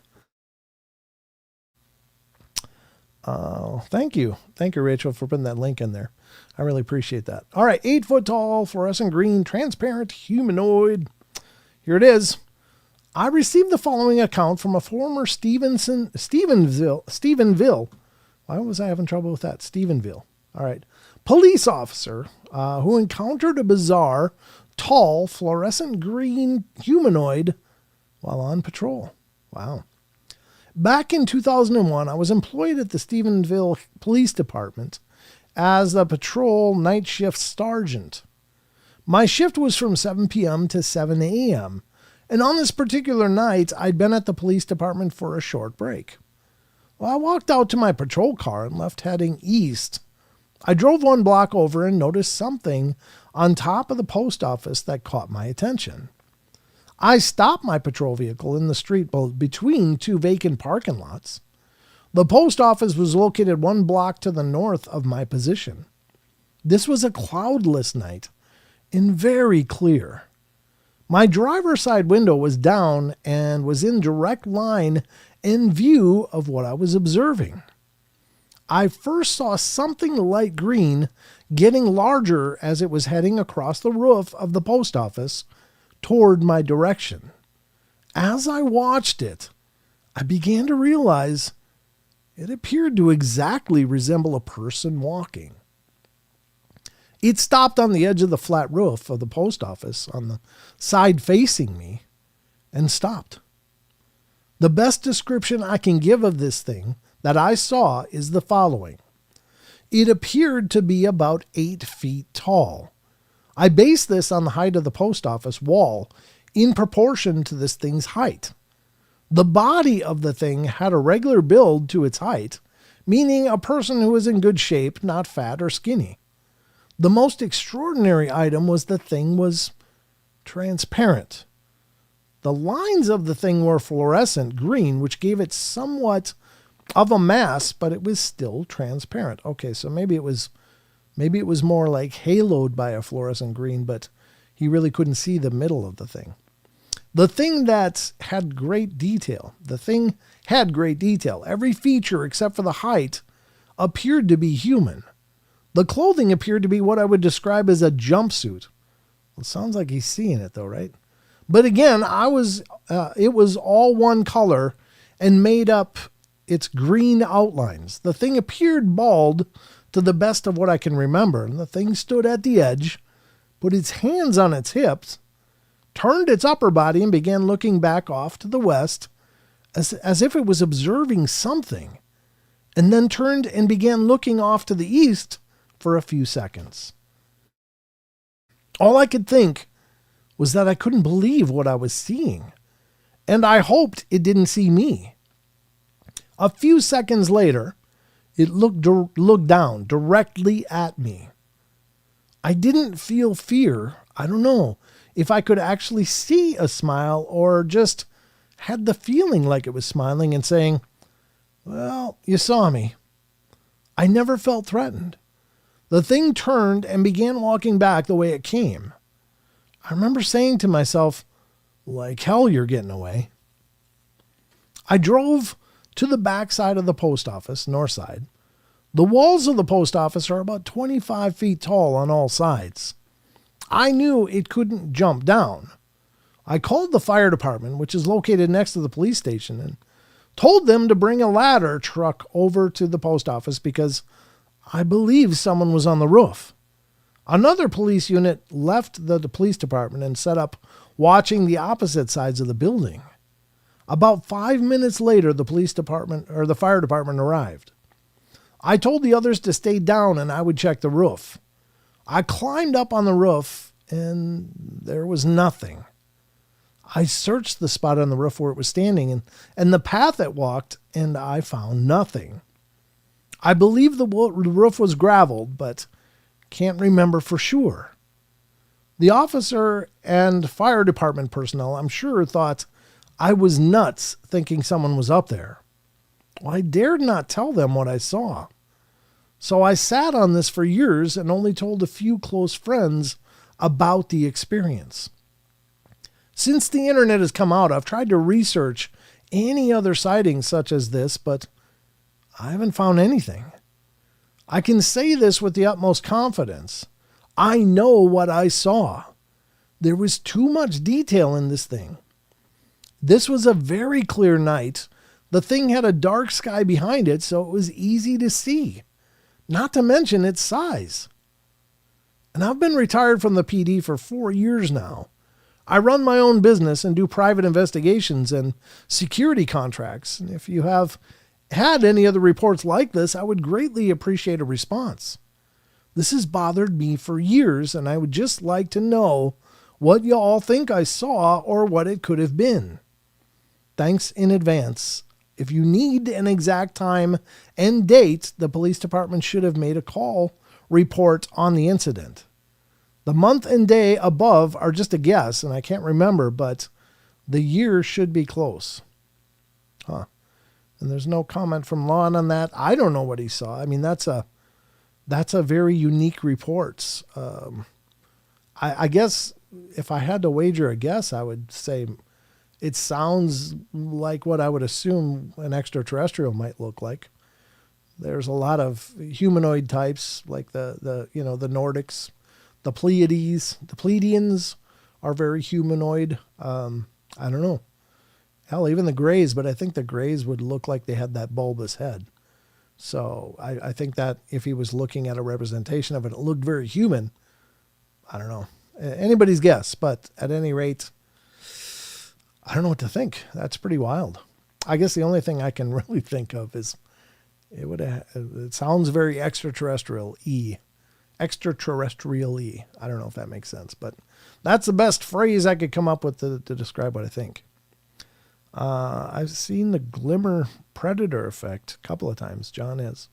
Wow. East and west are the cardinal directions that the sun travels. Maybe it was looking for the aura of the sun that we can't see. Yeah, it's possible. Maybe it was just getting its bearing, like, where the hell am I? That's east, that's west. Where am I? I don't know. Very strange, whatever the case is. But it's a very unique report. I can't say I've ever heard another one like that. We're all just guessing. That's the beauty of this stuff. Nobody knows for sure anything. Invisible Man spilled paint on himself. Maybe he was at a rave and just things went south. I don't know. He's a big, tall man, though, if that's the case. Got another one here we'll want to read. This is a shape-shifting goblin. Videos and photos, apparently. So we'll see what this one is. Shape-shifting goblin attacks and injures Argentinian farm worker. That's really crazy. I'm interested in how they describe what this goblin looks like. I know they said shape-shifting, but I don't know. I often wonder, what do goblins look like? We got this kind of idea that they're these green little squatty beings, but maybe they look like something else.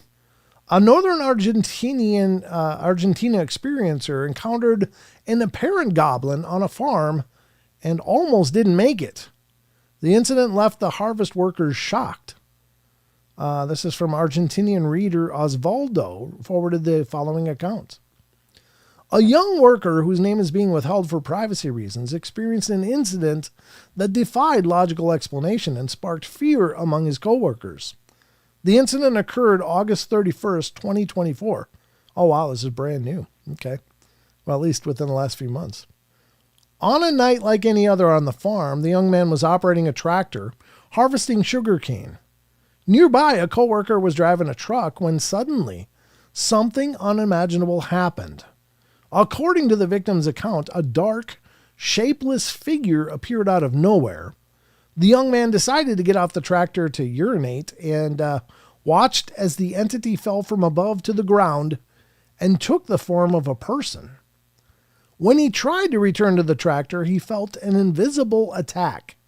He was violently dragged several meters from the vehicle, leaving him unconscious and face down on the ground. His partner, not seeing him in his usual place, stopped the truck and went to his aid, finding him in that state. After regaining consciousness, the young man, visibly shaking and trembling, told his partner what had happened.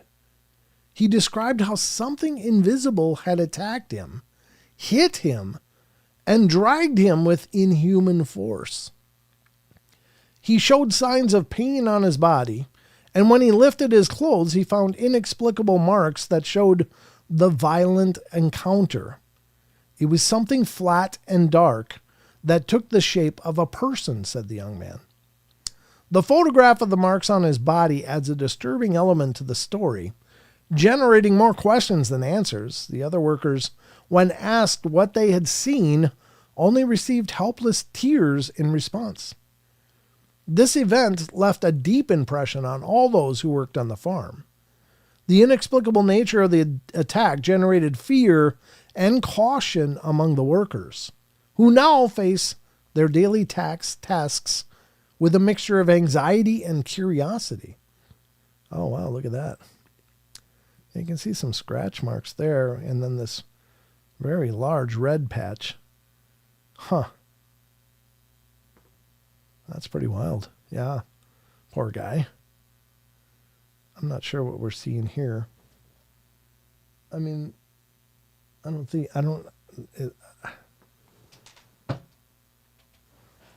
is there lines on his neck? Like a line there, a line there?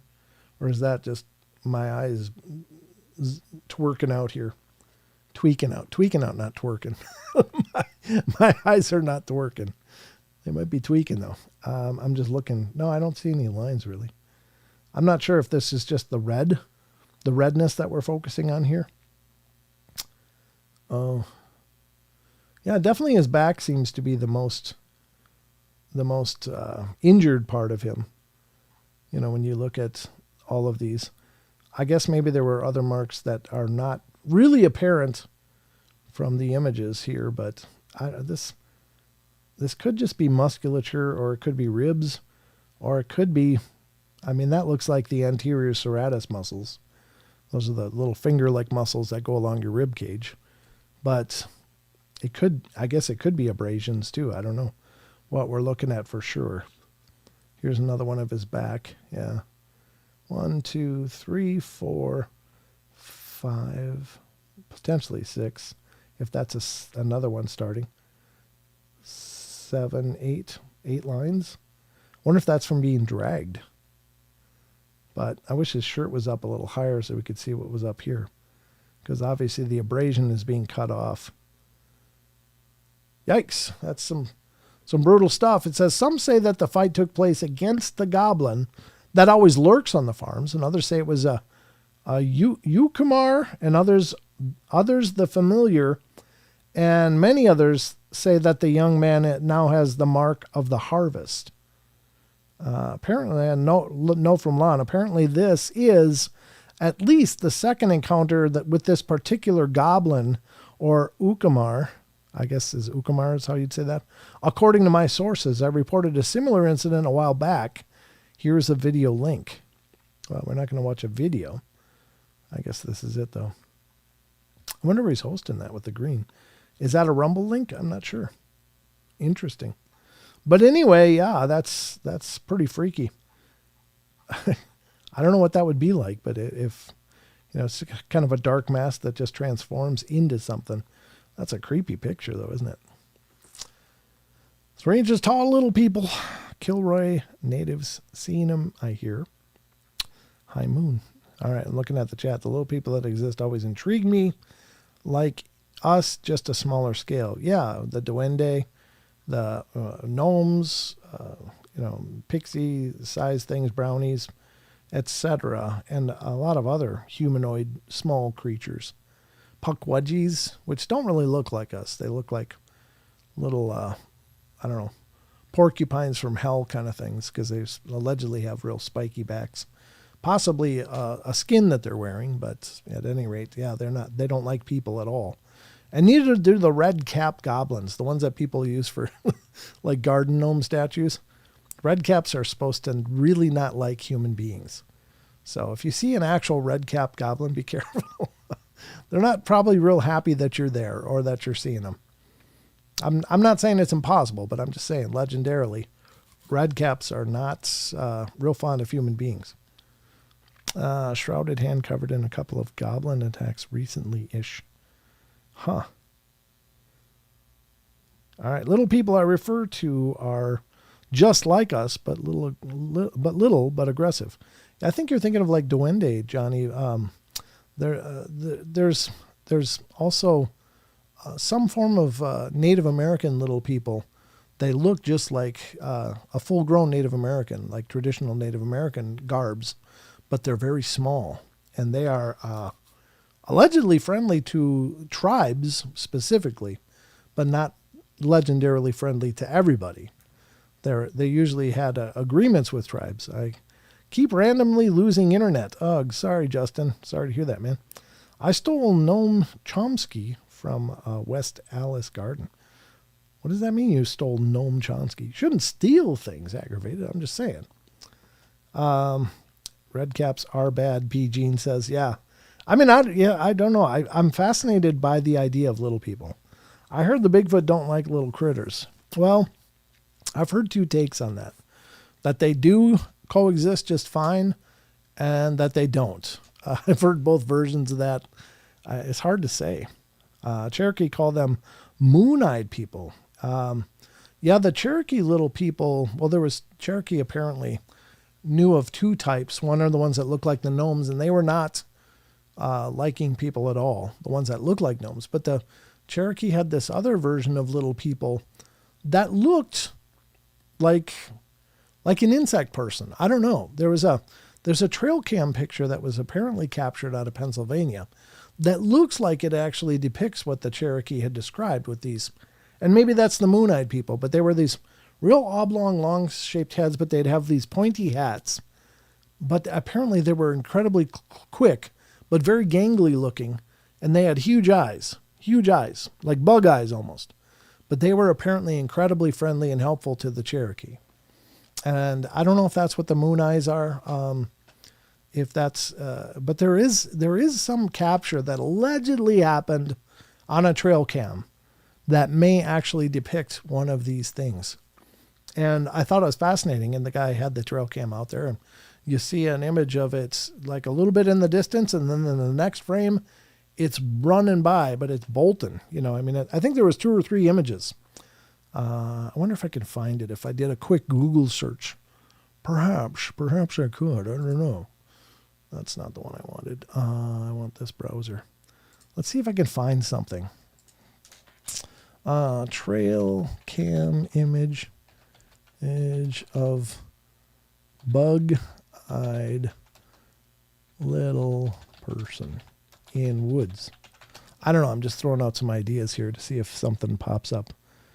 No. Let me go to images.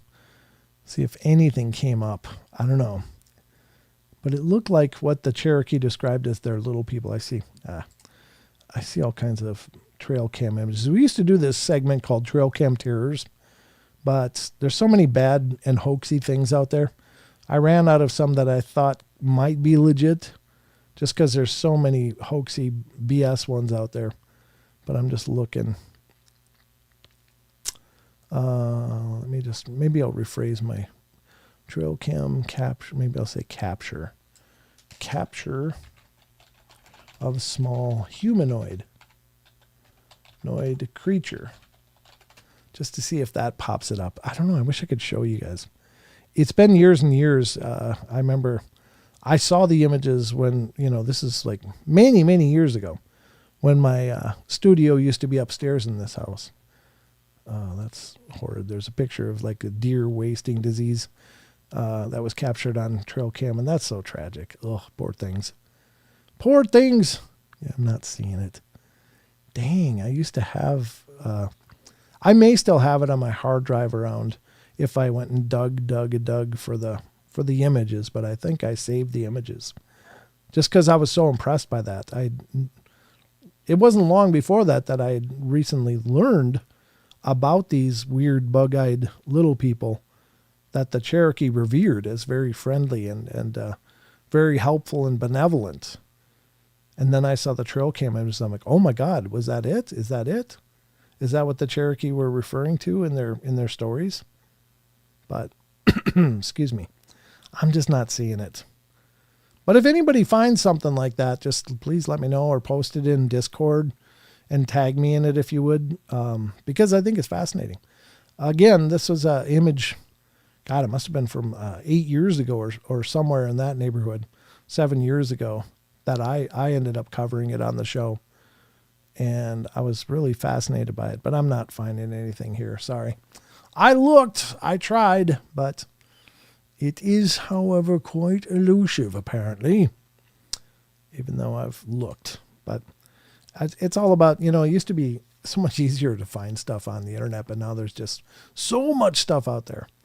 How fun must your search history be, Brent? Well, I don't know. Unfortunately, I don't have as much leisure time to browse like I used to. I'm just so busy anymore, but I love looking into this stuff. I mean, you're not going to find like a bunch of like, inappropriate links. But I just search a variety of stuff. Sometimes I'm searching up gear. Sometimes I'm searching up troubleshooting issues or technology stuff or upgrades for the studio or, upgrades for things that I hope to do. But, I don't know. I don't know if my search history is very interesting. Like, let's see. Does this have a search history? No. I don't know. I mean, my Brave browser has several things on it, but I've been using that for most of the articles that I cover on the show, just because it does a great job of knocking out all of the advertising. I always like the Brave browser for production reasons, just because it's so frustrating when sites are more busy pulling up ads than they are, letting you read what's there. And you get these big pauses and delays, and then a big advertising will come up, and it's like, oh. So I love the Brave browser. If you get a chance, you can check it out. If you're interested in a better browser option that doesn't pull all of the ads. Just bug-eyed, gangly little people. Did you find it? Did anybody find it? I haven't been watching the chat. Let me look. Anybody see anything? Nope. Okay. Oh, thanks for putting that link over on Discord too, Rachel. I appreciate it. But if anybody finds it, it looks like this little elongated face, kind of. I don't know. In the movie Beetlejuice, when they pulled their face long, the first one, when the couple pulled their face long and they did something weird with their eyes, it looks like that on this creature, except it's got this little conical hat, and it's got these little gangly arms and legs, and it's just bolting. I screenshot my search history and posted it on Facebook. For entertainment, people got a good laugh. Google probably wonders about me. Yeah, there is that. If anyone finds it, can they put it in Discord? Yeah, if you do find it, please put it under the episode discussion thread on Discord if you guys find it. Again, I think it was out of Pennsylvania where it was captured, but I'll have to dig through my stuff. If I find it in my files, if I remember to look for it, I will post it for you guys to check out. But it was pretty cool. For whatever reason, I don't know. Again, I can't be sure that what was captured and what was presented was legitimate, but the backstory at least sounded compelling enough that it could have been.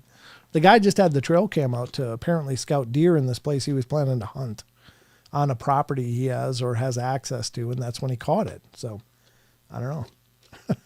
I mean, these things have got to be out there, right? These legends have been around forever. You know, dating back to the First Nation peoples in this country. So I think there's merit to that being based on something other than folklore. I know a lot of people default to that. Well, most of that stuff is folklore. It's like, really? Are you sure? Are you sure they didn't have actual experiences? Now, maybe some of it is, or at least some of it is tuned to a folklore kind of narrative. But it doesn't negate the fact that these people that have been here for thousands of years probably saw a lot of things we don't see, you know. But that's my take on it. I don't know. I always think it's important to pay attention to the legends. Always pay attention to the legends and folklore because something inspired it. Something inspired that to start. It doesn't mean you take it all at face value, but it's based on something. You know, these were not generally cultures that, you know, were commonly fabricating and lying in order, you know, I don't know. I don't think anyway. I've always revered the First Nations histories and stuff. So 30,000 years so far. What's that? Is that how long they've been here? Probably. Thousands and thousands and thousands of years. Yep. But anyway, yeah, if you guys find it, please let me know. I've heard stories of people who supposedly encountered them here in my country. Yeah, I mean, the little people stories are universal, much like the Bigfoot, much like ghosts, much like, you know, a lot of this paranormal stuff. It's not an America thing. It's, you know, these traditions are global for all of this stuff. And that's the other unique and interesting part of this is that, you know, although the terms might be very, very regional, but if you look at the definitions and the descriptions, a lot of them are very synonymous with different names stuffed in other countries around the globe. So I definitely exactly. And with the advent of the Hobbit discovery, I think there is reason for it. Yeah, and there's that video from out of Indonesia, those guys riding motorcycles through the jungle area, and it was on a road, but the one guy wipes out, and then there's that little guy comes out of there. He looks like like he's dressed as a feral native kind of thing. It's like we're not really wearing clothes as much as like a loincloth and a spear, and it bolts, and the guy gets on his motorcycle and chases it. And you see it as he comes around the corner, it just jumps into the thicket and is gone. Well, yeah, the grass is so much taller than this thing, and that's where it lives. So, but I think that could be an actual video representation of a Homo floresiensis. Of course, the Flores Hobbit people, they found the remains of them in that cave. So, and the other part of that is that there are still stories circulated among the tribes and villages in Indonesia of people seeing these things in the wilds even today. So even though, you know, they didn't have that discovery of that cave, they didn't know it was there, but they've had stories and sightings even to this day of still seeing creatures like that running around. So that doesn't mean they're gone. At any rate, interesting stuff, but don't ever discard folklore. There's got to be a nugget for something in there. And it could be much more descriptive of the actual reality than we think. We just think that we can dismiss folklores and legends as fabrications, but maybe not. I think it's always best to at least pay attention to those things. I have a friend who's seen them all her life when she grew up in Oklahoma area. That's very cool, Ruthie. Yeah, very cool. So very interesting stuff, guys. But if anybody finds the image of that trail cam capture, this, and it's dressed in like purple, I think it was wearing purple, but it's got these real bug eyes and this really elongated nose kind of face. And I mean, it doesn't look evil. It just looks odd. It looks almost like it's part insect, part humanoid. It's just really strange. But anyway, I'd love to see if anybody can turn that up And if there's, and maybe there's more information on it out there to debunk it or to reinforce that it's a real thing. So I don't know. But anyway, that's about all the time I got for tonight. I hope you guys had a good time on the journey, and thank you all for being here and being a part of my journey. Every night I do the shows. Tomorrow night, late, I'll be posting the new podcast, which should be live and ready for your consumption on Monday on all the podcasting platforms, whether it's Spotify or iHeart, iTunes, Google Play, Stitcher, CastBox, Podbean, etc., etc., etc. So there's all kinds of every platform that has podcasts. And just a quick little tip to help you find the podcast. If you have one of these smartphones, open it up and is it on this? Faster. Faster. I'm going as fast as I can. What do you mean faster? I guess my spirit box is trying to push me along, get me going here. So on the Apple, there's a purple icon right on the screen. It's right here, right there. It says podcasts. If you click that, it'll bring up the podcast app. And then you can just do a search for Paranormal Portal on there. Same thing with Android. Clarinet. Boy, you're busy tonight. Clarinet? The hell's clarinet mean? Not now. But you can do a search for the Paranormal Portal podcast on here. And makes it real easy. Android has a podcast app built in too. So that's a quick way you can find my shows and listen in. Hopefully you like them. And please let other people know about them if you know other people that are into the paranormal. Whenever you see those message threads like, hey, anybody got any good recommendation for podcasts? Pick me. No, I'm just kidding. I do appreciate it, though. Your recommendations mean the world to me. So if you wouldn't mind, I'd much appreciate it. But anyway, that's going to wrap up the show for tonight. Again, remember, check out magicmind.com/portal. Use the code portal20 and get additional savings. So hope you guys will check it out. I really appreciate your support in that. I don't do any sponsorships really on these live shows. So when they reached out, when I tried it out, and when I became a believer in the product, I was excited to jump on board and be a part of it. So I hope you guys will check it out. Hope you'll give it a shot. And thank you all for being here, being a part of my journey as always. Two of them here. Hi, guys. Thanks for stopping in. We got, what was it? Faster clarinet. What did it say earlier? Didn't it say something earlier? I thought it did. Oh, enter faster. I didn't even hear enter come through. Maybe I did. Enter faster clarinet. And that's it for the voices, but then two presences. It detected, it says one. There was two dots on there though. Detected one spirit within 25 yards, but I saw two dots on the radar that were up here. So that would have put them right next to the camera that you're looking at, roughly. So anyway, apparently we're not alone. But I'm never alone. You guys are always with me. But that's going to wrap it up. You guys have a wonderful rest of your weekend. Thank you so much for spending part of it here with me on the portal. And I will be, faster wrapping it up. Play the clarinet.